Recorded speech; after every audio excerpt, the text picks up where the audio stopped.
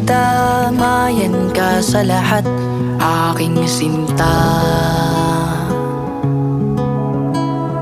Kahit gaano pa kalalim, aking sisisirin at lalanguyin para ika'y aking sagipin.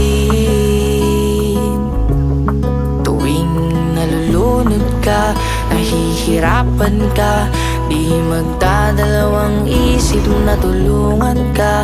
Kaya wag mo akong itaboy tuwing naguguluhan ng iyong sa